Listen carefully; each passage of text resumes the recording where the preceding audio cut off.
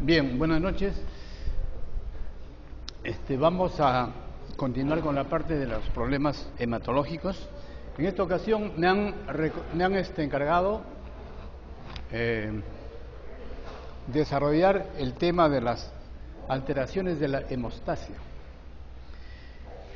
Probablemente casi todos ustedes en algún momento ya hayan tenido pacientes, ¿no?, en emergencia, sangrando, y probablemente en más de una ocasión ha sido problema diagnóstico y de tratamiento. Entonces vamos a tratar de dilucidar qué problemas pueden haber dentro de un contexto de una hemorragia.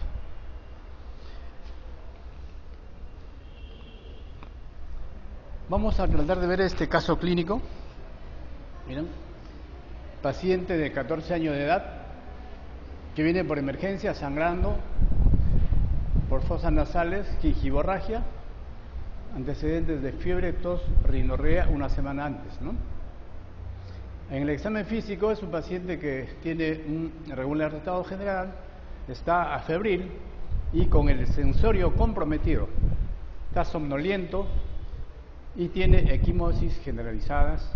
No se evidencian palidez ni ictericia, ¿no? Tampoco hay adenopatías ni visceromegalia. En este contexto, no sé si alguno de ustedes pueda dar más o menos una orientación clínica de lo que se puede tratar en este caso, ¿no?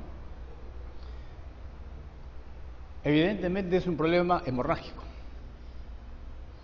que se ha presentado en forma aguda, ¿no? Y hasta ahí está con todo el cuadro de un sensorio comprometido, sangrando, pero aparentemente no hay adenopatías ni visceromegalia, ictericia tampoco. A ver, la doctora, ¿puede opinar algo con respecto a esto, doctora? Más o menos, ¿cómo lo enfocaría? Ya.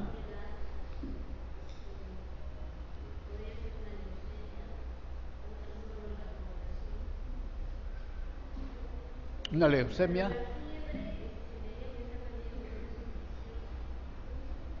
Ya.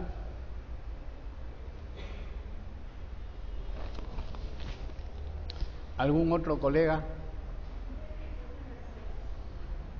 La doctora dice que pudiera ser una leucemia, un proceso infeccioso.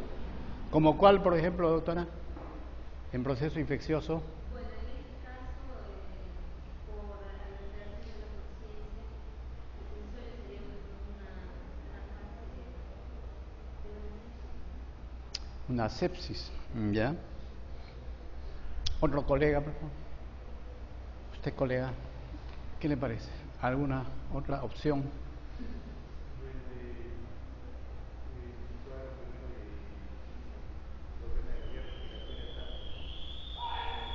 O sea, un poco respiratorio alto. Y luego se agrega síntomas de varias respiraciones altas y con compromiso del sueño y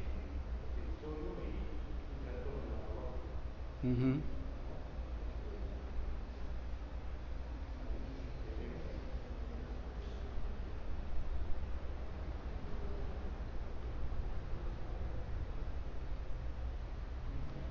Una opinión distinta a las dos.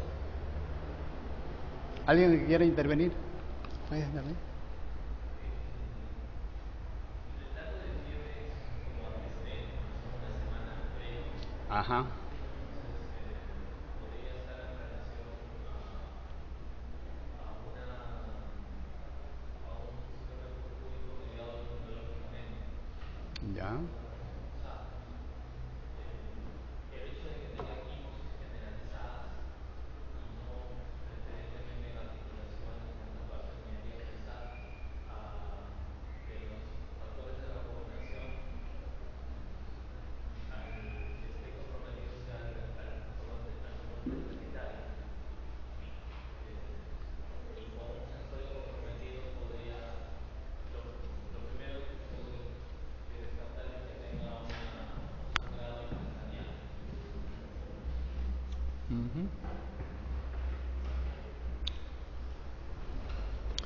Bien. Efectivamente, cuando planteamos este caso clínico, las alternativas son todas probables, ¿no? Todas son probables y se va enfocando de ese grado. La edad, para varón de 14 años, con cuadro agudo, sangrado nasal, gingivorragia, antecedente de fiebre. Esto es, como digo, antecedentes, o sea, previamente este niño empieza con una gripe con rinorrea aparente, se autolimita y de pronto empieza este cuadro hemorrágico. Y acá es importante, miren, las equimosis generalizadas, ¿no? O sea, estamos hablando de petequias, equimosis o algún otro tipo de lesiones, gingivorragia, sangrado nasal y compromiso del sensorio, ¿no? Si bien es cierto, así en forma abierta se puede plantear como leucemia, como dijo la doctora, pero para leucemia está en contra de que no tenga adenopatías ni visceromegalia, ¿ya? Eso es dato importante. Más bien, en ese contexto, si decimos que hay adenopatías o visceromegalia, sí es consistente la posibilidad de leucemia, ¿ya? Ahora, desde el punto de vista infeccioso que plantearon también, efectivamente puede ser un cuadro infeccioso. Ahora, de vías respiratorias propiamente no hay mucho, ¿no? Claro, tal vez pensar de que si desde un punto de un proceso viral se haya comprometido un proceso neumónico, probablemente, pero hay que hacer unidad clínica. Si un proceso neumónico habitualmente ustedes hayan visto que haga un cuadro generalizado de sangrado, ¿no? O sea, petequias o equimosis. Habitualmente no se ve, o sea, un proceso neumónico más es un proceso localizado, ¿no? Con condensación, problemas de hidroelectrolíticos, hasta septicemia, pero salvo de que ya en estado de septicemia puede comprometer algunos factores de coagulación, ¿no? Pero tendría que haber algún grado de visceromegalia. En cambio, hay una infección, sí, que no deben olvidarse y que todo este cuadro pudiera estar en un contexto. No sé, ¿alguien recuerda? Una infección que sí es consistente frente a este cuadro. ¿Cuál es la infección que pudiera llevar a trastornos hematológicos? ¿Cuál? ¿Dengue? Ya, es una, pudiera. ¿Otra? ¿Otra más frecuente y común en nuestro medio? Paludismo. Pero para paludismo tendría que haber ictericia, ¿no? Anemia con ictericia. Es típico. No se olviden de la brucelosis, ¿ya? La fiebre de Malta o brucelosis también se le conoce como la gran simuladora, que puede simular una simple gripe o también un cuadro mayor, ¿no? Se confunden con cualquiera de enfermedad, la brucela, ¿ya? Bueno, pero repito que también la brucela siempre lleva algún grado de visceromegalia, adenopatías o fiebre persistente, ¿no? Que ya no es el caso de este paciente. Entonces, en este caso, lo más consistente es plantear un trastorno de la coagulación, como alguien planteó el doctor, un trastorno de la coagulación que pudiera estar en relación con alteración de plaquetas, básicamente. ¿Por qué no de factores de coagulación? Porque las petequias, equimosis, son más de alteraciones plaquetarias, ¿ya? Alteraciones plaquetarias. Si este cuadro fuera parecido, pero dijeran hematomas gigantes, hemorragias seras, entonces cambia la posición, porque semiológicamente ustedes saben de que las petequias, o sea, los puntos en el cuerpo, los puntos purpúricos o las equimosis, eso es patognomónico de alteraciones plaquetarias, ¿ya? Básicamente por falta de calidad. Entonces, lo más consistente en este caso es plantear una alteración de plaquetas, básicamente por problemas de trombocitopenia. muy pocas veces por alteraciones de calidad de plaqueta, ¿no? Pero sí trombocitopenia, ¿ya? En ese contexto, lógicamente, vamos a pedir muchas pruebas. La siguiente, por favor. Miren, o acá, continuamos. Bueno, en el contexto de un problema hemorrágico, entonces, desde el punto de vista hematológico, debemos plantear tres alternativas, ¿no? O esa hemorragia está produciéndose por alteraciones de plaquetas, o se está produciendo por una alteración de factores de coagulación, o bien la posibilidad de que sea un problema vascular, ¿ya? Entonces, ahí tienen. Cuando es cuantitativa por plaquetas, es la púrpura trombocitopénica, es la más consistente frente al caso clínico que hemos puesto. La otra es cualitativa, que estas son ya más que todo genéticas, y en alteraciones de coagulación están todas las alternativas, mira, hemofilia, von Willebrand, CID, hepatopatías, ¿no? Repito, estos cuadros no van con petequias, van con hematomas, hemorragias gigantes, ¿no? Desproporcionadas. Y la otra posibilidad, alteraciones del endotelio, púrpura vasculares, fundamentalmente ejemplo es la púrpura de Henoch-Schönlein, ¿ya? Henoch-Schönlein, que es la clásica de este grupo. Entonces, estamos planteando esas alternativas en este caso y vamos a pedir las pruebas de laboratorio. Miren, en el laboratorio, ¿qué tenemos? Es una hemoglobina considerado dentro de rangos normales, leucocitos también. Siempre pensando en brucelosis, pedimos aglutinaciones negativas, ¿no? Miren, acá lo que llama la atención son los resultados, ¿no? Tiempo de sangría mayor de 10 minutos. ¿Qué significa?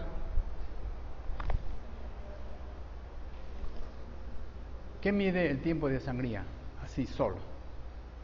¿Qué función? ¿Función plaquetaria? ¿Función de factores de coagulación? Plaquetaria y factores de coagulación. Allá.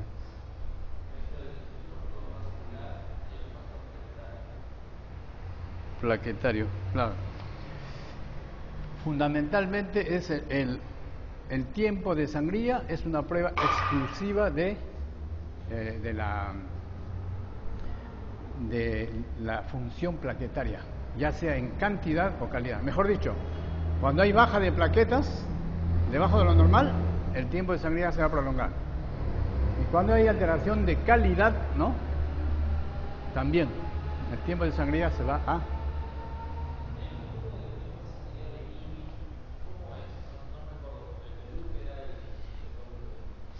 Entonces, el tiempo de IBI se recomienda por lo que es mucho más expresivo clínicamente.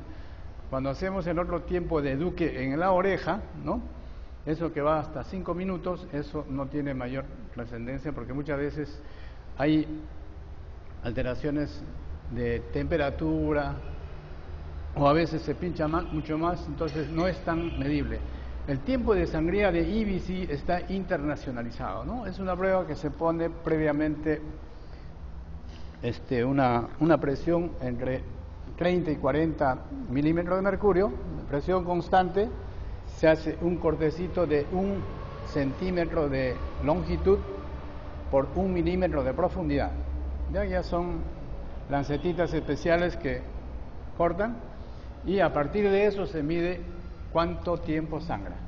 Lo normal en cualquiera de nosotros, si no tenemos problemas de plaquetas, va a ser siempre menos de 10 minutos, coagula, ¿ya? Si pasa de 10 minutos, esa prueba solamente nos está indicando de que ya hay alteraciones de plaquetas, ¿ya? Entonces miren, en este caso, en ese niño que hemos presentado, tiene IBI mayor de 10 minutos, ya nos está diciendo de que hay algún problema con las plaquetas. El TP, 100%, TTPA, activado 38, eso está totalmente normal.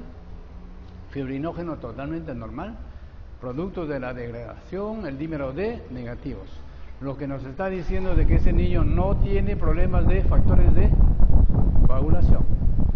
Lo que tiene es alteración de plaquetas y que se corrobora cuando hacemos el recuento, ¿no? Menos de 1000 plaquetas.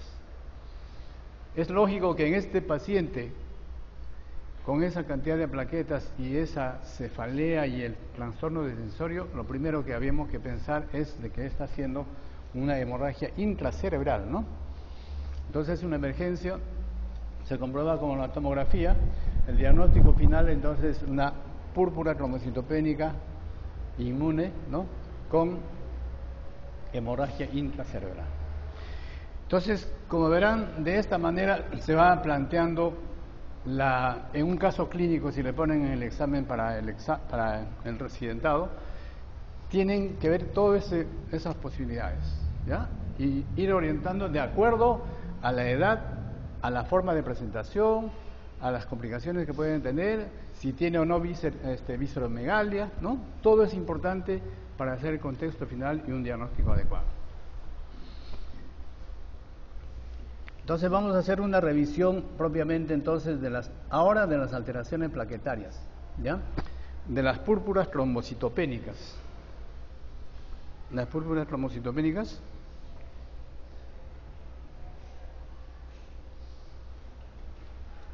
Fíjense ustedes que en las púrpuras trombocitopénicas el actor principal son las plaquetas, ¿no? Plaquetas. Entonces, ¿qué son las plaquetas? Ya conocemos que son elementos corpusculares que van en rango de 2 milímetros y que son altamente activas, básicamente en el problema de la hemostasia, ¿no? Apenas nos hacemos un corte por cualquier razón, de inmediato se activan las plaquetas, ¿no? Se van a activar las plaquetas y van a producir su adhesividad y su agregabilidad para producir el tapón plaquetario primario, ¿sí? Eso se cumple excelentemente, casi un 100%, siempre que el número de plaquetas esté entre 150.000 y 450.000. Cuando empieza a bajar las plaquetas debajo de 150.000, ya no se cumple tan eficientemente. Ya va a haber algún pequeño trastorno. Y justamente el tiempo de sangrado va a empezar a prolongarse, ¿verdad?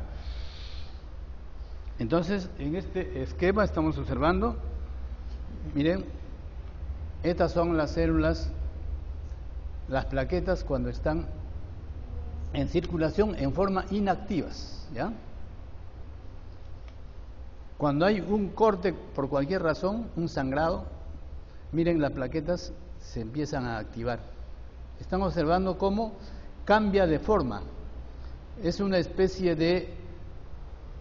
se disparan las células prácticamente, miren, estas salidas que ven para acá, son involuciones que tienen dentro de la célula, ¿no? En el momento de la activación salen como si fuera un dedo de guantes. Sale como un dedo de guante y simultáneamente están liberando todas sus sustancias activas, ¿no? Para poder producir la adhesividad y la agregabilidad. Miren, el endotelio intacto. Este es un corte longitudinal. Corte longitudinal. Y están observando, mira, este es el endotelio, una sola capa. Al otro lado también el endotelio, una sola capa. Debajo está el subendotelio, acá también. Entonces miren, una sola capa de endotelio. Miren, en la circulación están los glóbulos rojos, los leucocitos y estas plaquetas que están circulando normalmente en forma inactiva, con su forma esférica. Miren, ¿qué va a suceder cuando se produce el corte? En este nivel se ha producido un corte. Miren, estas plaquetas que normalmente están circulando, de pronto empiezan a ponerse activas, liberan las sustancias de colágeno hacia el subendotelio, se produce la adhesividad y más adelante se produce o se va a producir la agregabilidad, ¿no? Asumimos de que simultáneamente, ¿no? Simultáneamente están activándose los factores de coagulación. Pero las plaquetas, por su parte, están cumpliendo su función de adhesividad y agregabilidad. Adhesividad significa adherirse a su endotelio. Y la agregabilidad significa unirse entre plaquetas, ¿ya? Entonces forman el tapón plaquetario para retener el sangrado, por lo menos transitoriamente. En ese contexto, los factores de coagulación que también ya están activándose van a formar la fibrina, junto con las plaquetas van a formar ya el tapón de fibrina totalmente consolidado y se hará la hemostasia completa. Ahí está, continuamos. Ya está el tapón plaquetario plenamente, la fibrina igualmente está empezando a formarse. Y luego que ya se formó todo esto, vendrá el sistema fibrinolítico. ¿Por qué? Para eliminar esto, ¿no? Una vez que ya se produjo la hemostasia total, este remanente de trombo o de fibrina, ¿no? De coágulo, tiene que ser liberado. Entonces vienen los factores fibrinolíticos, como el plasminógeno fundamentalmente, para eliminar y remodelar todo esto y nuevamente todo se vuelve dentro de una línea normal, ¿ya? Entonces, hasta ahí, entonces tiene que tener en cuenta cuál es la función principal de las plaquetas. Y para la clase siguiente también ya tengan en cuenta cómo actúan los factores de coagulación como consolidantes, ¿sí?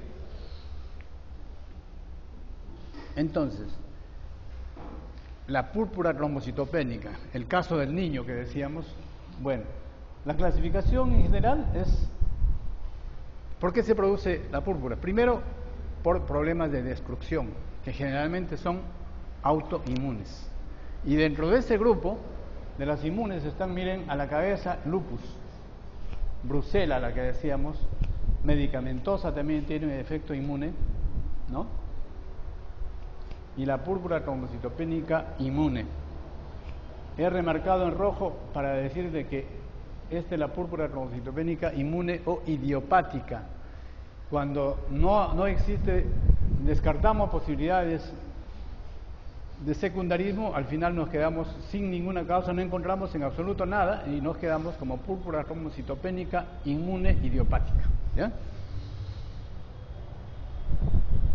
La otra posibilidad, ¿por qué bajan las plaquetas? Es porque hay producción insuficiente. Eso también ustedes han visto en pacientes con anemia plástica, la médula ósea no produce plaquetas, lógicamente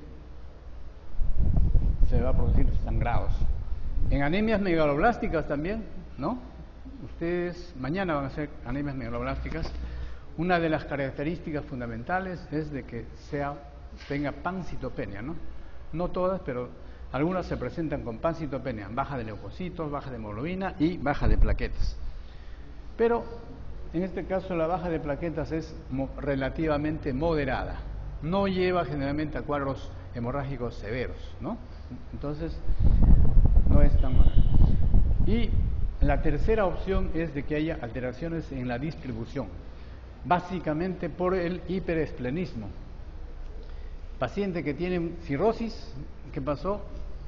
Hay un aumento de la presión portal, ¿no? Hipertensión portal, crece el vaso y por lo tanto se hace también hiperfuncionante. Ese vaso va a secuestrar elementos, secuestra plaquetas y se produce púrpura trombocitopénica. Pero en este caso no es inmune, en este caso tampoco es inmune. Miren, las inmunes están en este grupo. Entonces, en todo paciente con una púrpura, al final tendrán que necesariamente descartar lupus, brucela medicamentosa y últimamente están muy frecuentes asociados a neoplasias. También buscarán neoplasias. Si no hay nada de eso, al final dirán, esta es una PTI inmune idiopática, ¿ya? Bien, continuamos. Vamos a desarrollar entonces la PTI inmune idiopática. Repito, esta es una enfermedad también conocida como enfermedad de Wellhoff, ¿no? Hace más de 70 años Wellhoff descubrió este tipo de enfermedades y está considerado como una enfermedad inmune pero primaria, ¿no? O sea, no está asociado, como repito, ni a enfermedades como la brucela, ni como lupus, ni otro tipo de enfermedades que pueden causar anticuerpos, ¿no? Ni neoplasias. Entonces es estrictamente autoanticuerpos que genera el paciente y va a producir una alteración de plaquetas por bloqueo, ¿no? Bloqueo de las plaquetas. Entonces hay una disminución lógicamente de plaquetas como consecuencia de la presencia de anticuerpos básicamente de la estirpe IgG, ¿no? Entonces, ¿qué va a suceder si la cantidad de plaquetas baja en sangre periférica? Empieza a bajar, la médula ósea va a producir mayormente. A eso se llama hiperplasia megacariocítica, o sea, es una médula ósea reactiva. Y ausencia, ahí está, ausencia de otras causas de trombocitopenia. Insisto en que deben descartar brucela, deben descartar lupus, neoplasias u otras enfermedades, medicamentos, ¿ya? Al final dirán que esta es PTI. Entonces, es una enfermedad más frecuente de niños, en un mayor porcentaje, ya veremos más adelante, pero también se da en la forma de adultos. Y cuando se da en adultos es mucho más peligroso. Y que pueden pasar a la cronicidad, ¿no? Entonces, miren, la forma de presentación.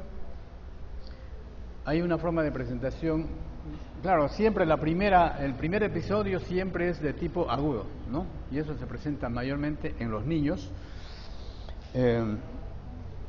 Y en los niños la ventaja que tiene es de que pasado un promedio de 6 meses puede autolimitarse, con o sin tratamiento corticoideo, ¿no? Puede autolimitarse y entonces pasan a una etapa de curación.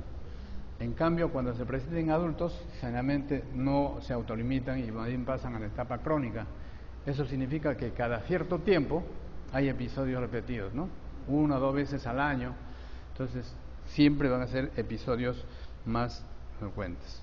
Entonces, como dice, 80-90% en adultos van a la cronicidad y solamente un 10 a 15% pueden tener remisión espontánea, ¿no? A la inversa, en niños es entre 80 y 90 pueden remitir, entre 10 y 15% pueden pasar a la cronicidad.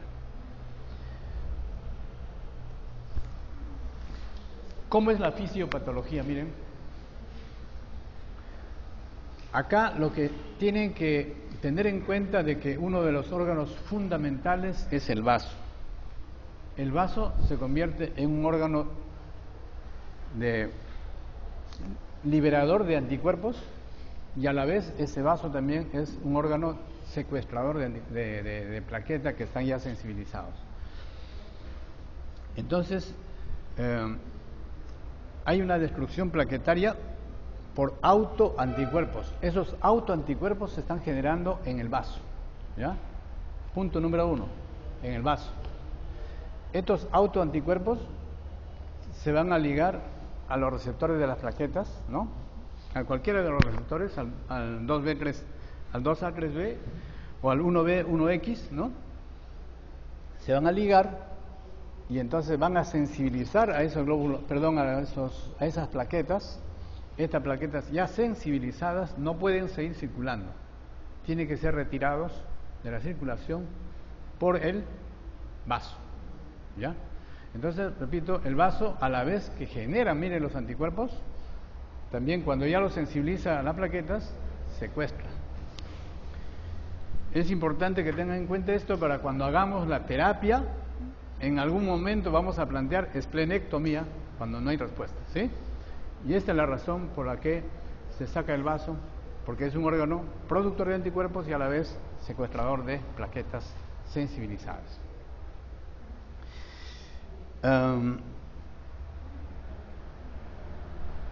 Digo el vaso porque, bueno, es parte de todo el resto, ¿no? También, lógicamente, el hígado y médula ósea también, pero fundamentalmente es el vaso.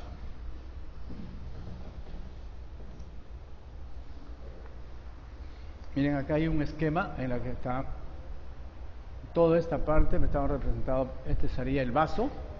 En este caso está representado por un gran macrófago, ¿no? El vaso tiene gran cantidad de macrófagos, ¿no? Estos macrófagos, repito, miren, van a generar tanto linfocitos y tanto anticuerpos. Mira estos linfocitos T, de estirpe T1, T2, que van a ordenar a los linfocitos B, ¿no? En este caso, a los linfocitos B para la formación de anticuerpos, ¿eh? Estimulan y forman anticuerpos que pueden ser IgG o IgA.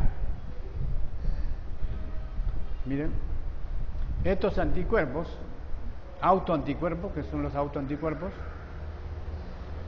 miren, en la circulación se van a ligar a los receptores 2B, 3A de las plaquetas, o 1B, 1X, se ligan y los sensibilizan. Y de esa manera estas plaquetas ya no pueden circular y tienen que pasar nuevamente al vaso para ser destruidos. Lógicamente, como empieza a destruirse, las plaquetas empiezan a bajar. Por favor, si no entienden algo, pueden interrumpir para continuar, ¿ya? Entonces, miren, es un círculo en el que está implicado vaso, generación de anticuerpos, estimulación por los linfocitos T y luego B, presencia de anticuerpos que se ligan a las plaquetas. Estas plaquetas son inconsistentes, no funcionales, y de pronto tienen que ser ya rotos o destruidos dentro de los macrófagos. Y se produce la trombocitopenia.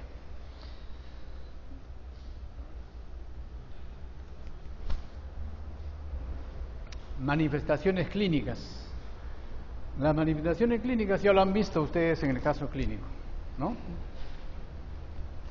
En el caso clínico, eso depende de qué grado de plaquetas tengamos. El caso que hemos visto, por ejemplo, es menos de 1000. Entonces estaría en el grupo de las severas. Y dentro de las severas todo es posible y nada es previsible. Podemos tener un paciente que esté hoy día tranquilo y de pronto mañana hacer súbitamente una hemorragia digestiva y fallece, ¿no? Masiva. O un TEC hemorrágico que no haya tiempo para entrar a la sala de operaciones y fallece. En cambio, pacientes a la inversa con plaquetas de 70 a 150.000, sí nos da toda la chance y toda la posibilidad de poder manejar, inclusive solamente con observación, ¿ya?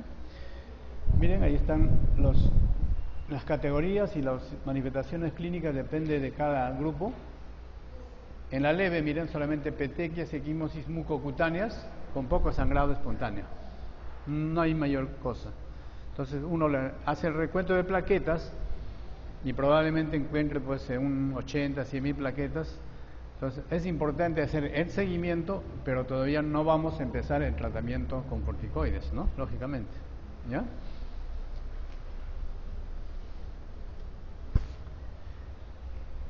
La forma clínica en forma aguda dijimos que se presenta más en niños, entre 70 y 80%, en adultos se puede presentar en un 20-30%.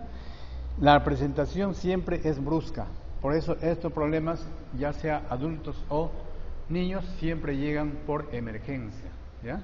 Por emergencia. Consideran debajo de 30.000, algunos consideran debajo de 20.000, ¿ya? Pero debajo de 30.000 ya hay que tener consideración. La duración cuando es agudo, ya dijimos, es menor de 6 meses, ¿no? Menor de 6 meses. Y pueden haber cualquier tipo de hemorragias y ocasionalmente hemorragias digestivas altas, masivas, o en el sistema nervioso central. En cambio, en las formas crónicas, más es en adultos, repito, repetitivamente se presentan y generalmente son de las formas leve a moderada. Entonces, cuando en este contexto hay dos términos, ¿no? la PTI crónica persistente. ¿A qué se llama PTI crónica persistente? Cuando las plaquetas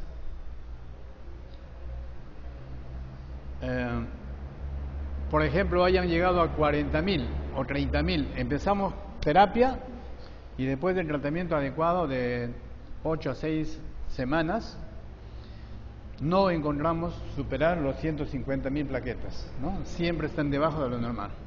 Entonces a eso se llama un PTI y pasan a un grupo crónico persistente. Y la otra es crónica recurrente, es a la inversa. Damos tratamiento, las plaquetas llegan por encima de 200.000 a su normalidad, ¿no?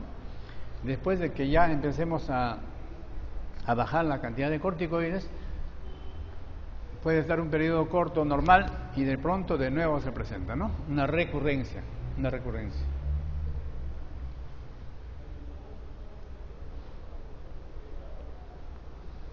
Bien, esto ya lo dijimos, la remisión espontánea en adultos es poco común, solamente llega a un 25%, ¿no? Más bien el 75% están en etapa crónica. De todo este grupo, un 5% pueden fallecer súbitamente por efectos de sangrados severos. Bien, entonces estos ya son los criterios, ya un resumen de lo que, cómo pueden hacer el diagnóstico de púrpuras, ¿no? Miren, básicamente un paciente que viene con un cuadro clínico ya expresado en el caso clínico que hemos presentado y con plaquetas debajo de 150.000, médula ósea reactiva, o sea, la médula ósea siempre van a encontrar con gran cantidad de megacariocitos, la médula ósea y con indicio todavía de formación de plaquetas. El problema es de que cuando sale ya a la circulación, ahí se destruyen las plaquetas. Anticuerpos antiplaquetarios presentes, casi un 90%, no signo de toxicidad sistémica, es importante. O sea, un paciente no tiene que tener pues fase tóxica, ¿no? Porque si es tóxico estamos pensando en un proceso, como planteaste, de sepsis o alguna otra cosa, ya no sería PTI, sería púrpura asociada a una sepsis, que es distinto, ¿no? Secundario. No adenopatías, no visceromegalia, eso es importante. Si hay adenopatías o visceromegalia, ya no es PTI idiopático, ya tendrá que ser púrpura trombocitopénica, secundario a brucela, secundario a leucemias, ¿no? O a otro tipo de enfermedades. Y en todo caso hay que tratar de excluir cualquier tipo de enfermedad coadyuvante. Descartado todo, nos quedamos con un diagnóstico de exclusión de púrpura trombocitopénica idiopática, PTI. Miren lo clásico, estas son las clásicas petequias, equimosis. En la lámina periférica solamente vemos hematíes y leucocitos, plaquetas, acá vemos una, dos nada más, totalmente escaso. Miren, acá equimosis también. Es un paciente adulto, es generalmente generalizado.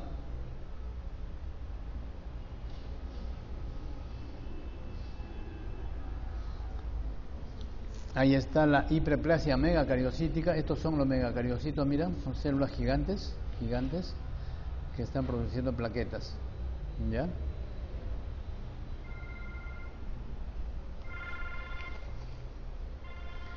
Hacer la diferencia. Disculpe, buenas. Por favor, ¿me puede llamar en una media hora? Estoy en clases, gracias. Chao, chao. Miren, este tipo de lesiones, miren, también petequias,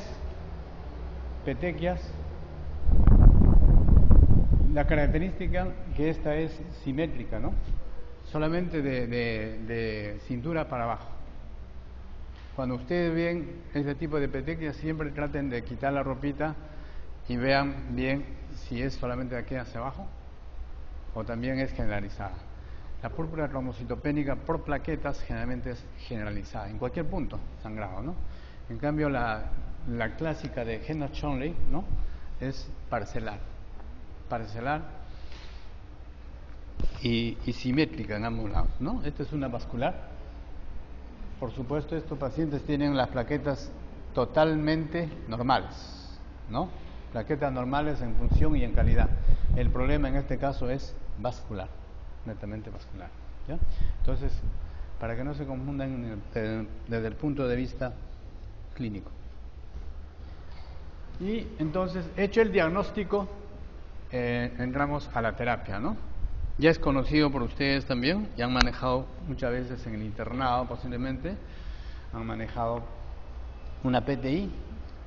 El tratamiento de elección es corticoterapia, de preferencia prednisona vía oral, entre 1 a 2 miligramos de kilo peso. ¿Ya? Más adelante vamos a ver. Pero miren, existe toda una gama en la actualidad, pero los corticoides siguen siendo los de elección y casi los únicos todavía establecidos, conocidos por la FDA. Y si falla la corticoterapia, se pasa a la esplenectomía. Estos protocolos todavía persisten, están vigentes, solo que han aparecido nuevos medicamentos como la globulina inmune, el danazol, vincristina y la acetoprina, ¿no? Y últimamente la proteína del estafilococo, que está en estudio. Son excelentes, por ejemplo, en este caso, la globulina inmune anti-D y la inmunoglobulina intravenosa son excelentes para levantar plaquetas en casos extremos. Supóngase de que este niño que hemos visto en el caso clínico, tiene 1000 plaquetas, ¿no? Menos de 1000 plaquetas. Si ese niño no se hubiera podido operar, porque ese niño al final se operó y bueno, lo salvaron, con gran cantidad de plaquetas, ¿no? Utilizó casi como 20 o 30 unidades de plaquetas en el momento de la operación.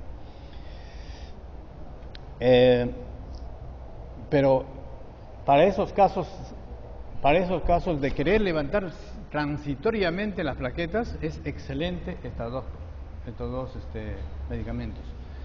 Mejor dicho, aplicamos hoy y mañana, y dentro de 48 horas las plaquetas están por lo menos ya superando los 50, 100.000 plaquetas, ¿no? La desventaja está en que es solamente transitoria.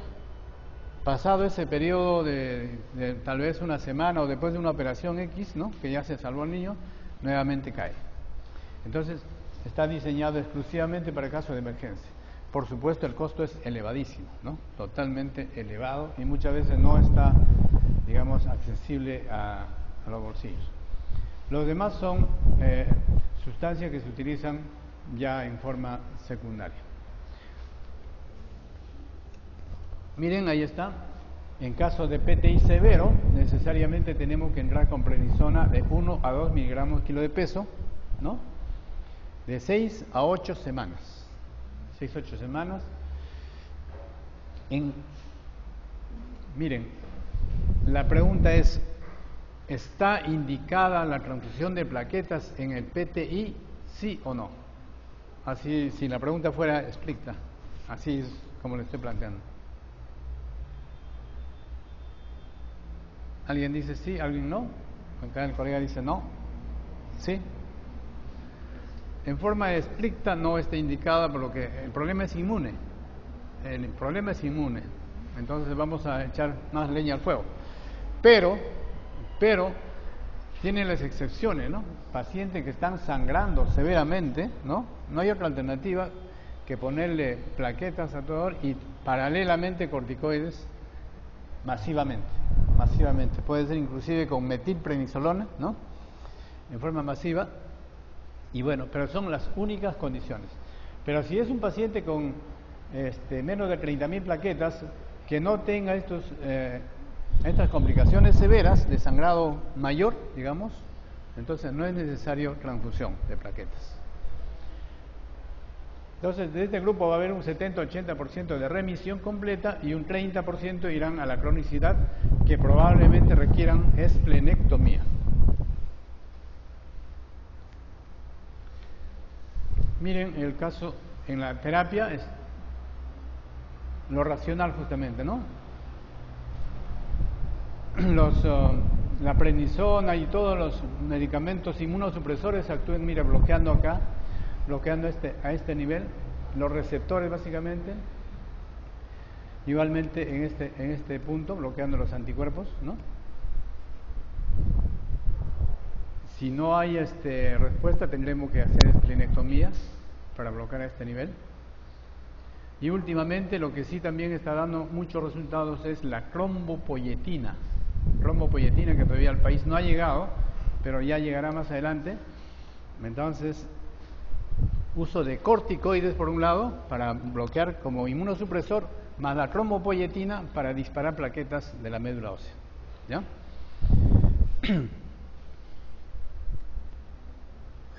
En el moderado, mira, en el moderado básicamente podemos usar corticoides, pero mira, las dosis son menores, 0,5 a 1, ¿no?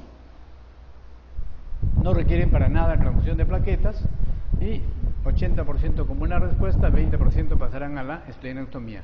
Y en la leve, como ya fuimos adelantando inicialmente, básicamente observación. En algún momento pueda que pase a una etapa severa, ¿no? Entonces ya actuaremos. Pero mientras esté en la leve, observación y nada más. En la esplenectomía, miren cómo en la respuesta, 70% tiene remisión adecuada y curan definitivamente, un 20% de todas maneras. O sea, no todos los que van a esplenectomía van a tener curación completa, ¿ya? Y habrá un 10% que después se convierten en refractarios. Creo que es una de las últimas.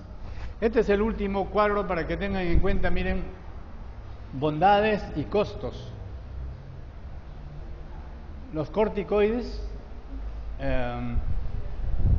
cuando el caso es muy severo, se puede utilizar bolos de metilprednisolona. Estos bolos son en 3 días seguidos, ¿no? Primer, segundo y tercer día. Se da a 15 miligramos kilo de peso por 3 días. Miren, si tenemos un paciente con un basal de 4.000 plaquetas, en 48 horas podemos pasar a 38.000, en 72 horas a 65.000. Costo, 500 soles promedio.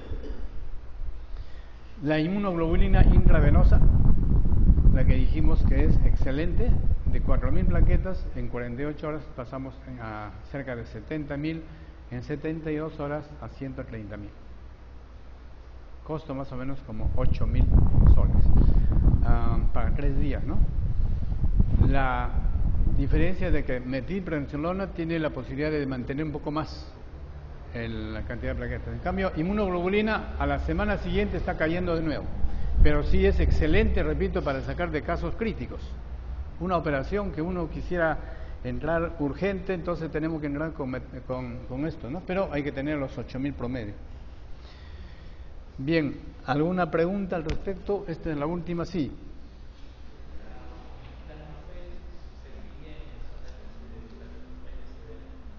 Sí, ahí en el cuadro que vimos, la plasmaféresis también está considerada en casos de refractariedad, ¿no? Es una buena alternativa porque es una forma de sacar los anticuerpos. Solamente hay que ver dónde lo hacen, ¿no?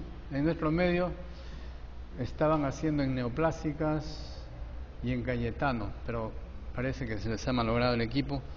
Neoplásica está haciendo con bastantes limitaciones y de repente algún sitio particular, ¿no? Alguna clínica. Pero sí, definitivamente es una buena alternativa cuando hay refractariedad al tratamiento. Bien, entonces esta es la primera parte. No sé si quieren esperar o continuamos. ¿Alguna pregunta? ¿No? ¿No? Sí.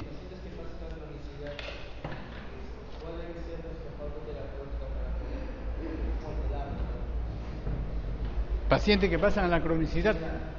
Claro. La meta en ese caso es tratar de mantener una cantidad de plaquetas por encima de 30.000. Por encima de 30.000, por lo mismo que dijimos, ¿no? No nos va a causar problemas mayores. Por encima de 30.000 habrán sangrados o equimosis, pero moderados. Entonces, esa es la meta. En cambio, debajo de 30.000 siempre va a estar en riesgo de muerte, ¿no? En cualquier momento, insúbito. Entonces, la meta es por encima de 30.000. Para eso hay que recurrir a todo. Si no responde a corticoides, tendrás que recurrir a vincristina, a acetoprina, a danazol, ¿no? A todo lo que se pueda recurrir. Ocasionalmente no es posible con nada. Entonces, se saca el vaso y aún así, quitando vaso, todavía siguen en etapa de corticidad con plaquetas bajas, ¿no? Entonces, es un problema bastante serio. Supongo que ya cuando llegue la trombopoyetina va a ser una buena salida. Sí. Los niveles de evidencia del uso de corticoides ha aumentado, ¿no? Porque, si mal no recuerdo, hace 4 o 5 años el uso de corticoides todavía era algo controversial. No, algunos incluso preferían dejar a los niños con PTI sin nada, solo trabajo. Claro, en niños sí, eso. Inicialmente dijimos de que en los niños en la forma PTI aguda, ¿no? El 80% de niños pueden autolimitarse en el transcurso de los 6 meses, ¿no? Pero justamente hay que saber manejar los rangos, ¿no? Que tenga un niño, por ejemplo, 20.000 plaquetas o 30.000 plaquetas, a que tenga un niño, digamos, 2.000 plaquetas, entonces son dos distintos, ¿no? Estando dentro de la forma aguda, el de 30 todavía puede darte el chance de que puedas tener mejor respuesta.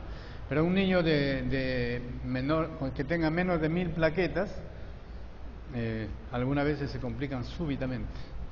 Entonces, los corticoides. Es cierto de que el problema de fondo está bien determinado, que es inmune. El problema está en que cuál de los inmunosupresores es el mejor. Sino que se plantea que la prednisona es mejor. ¿Por qué? Porque tiene que plantear riesgo-beneficio. Es menos costoso, el que tiene menos efectos colaterales frente al resto, ¿no? Y que bloquea relativamente bien, no a todo el porcentaje, pero sí bloquea relativamente bien. Las otras son, por ejemplo, ciclosporina, ciclofosfamida, pueden ser mejores como inmunosupresores, pero tienen efectos colaterales peores, ¿no? Se llevan abajo los leucocitos y, por ejemplo, la ciclofosfamida es excelente, pero se llevan abajo los leucocitos y te llevan a una neutropenia severa, el paciente llega en sepsis y se muere, no por PTI, sino por sepsis. Entonces, hacen ese tipo de manejo, pero es cierto de que lo ponen en una situación controversial, por lo que últimamente se ve de que los niños con una buena evolución, un seguimiento bien de cerca, van saliendo de a poco, ¿no? Bien, pasamos a la segunda parte, ¿sí? De inmediato.